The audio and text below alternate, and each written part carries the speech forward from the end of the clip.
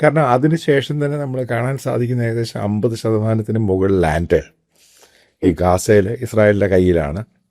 അവരുടെ പട്ടാളക്കാർ പാർഷ്യലായിട്ടാണ് വിഡ്രോ ചെയ്തിരിക്കുന്നത്.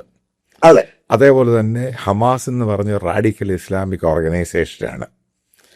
അപ്പം ഗ്ലോബലായിട്ട് നമുക്ക് അറിയാൻ സാധിക്കുന്നത്, അതായത് പല സ്റ്റഡീസ് ആണെങ്കിലും പല പീസ് ഡീലിലും, ഇപ്പോൾ IS ആണെങ്കിലും അൽ-ഖൈദ ആണെങ്കിലും മറ്റുള്ള ഹിസ്ബുള്ള ആണെങ്കിലും ഹൂത്തി ആണെങ്കിലും, ഇപ്പം ഇവരുമായിട്ടൊക്കെ ഒരു പീസ് ഡീൽ എന്ന് പറയുന്ന ഒരു സിവിലൈസ്ഡ് രാജ്യത്തിന് എങ്ങനെ മുന്നോട്ട് പോകാൻ സാധിക്കും?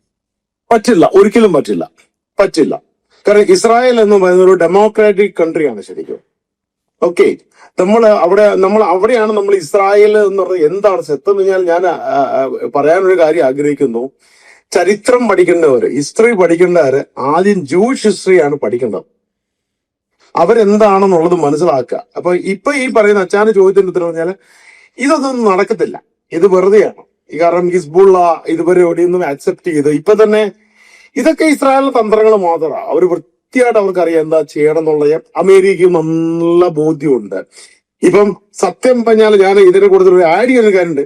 ഇന്ത്യൻ ഗവൺമെന്റിന് ഇപ്പോഴും ഇത് മനസ്സിലായിട്ടില്ല എന്താണ് അമേരിക്കൻ ഗെയിം എന്നുള്ളത്.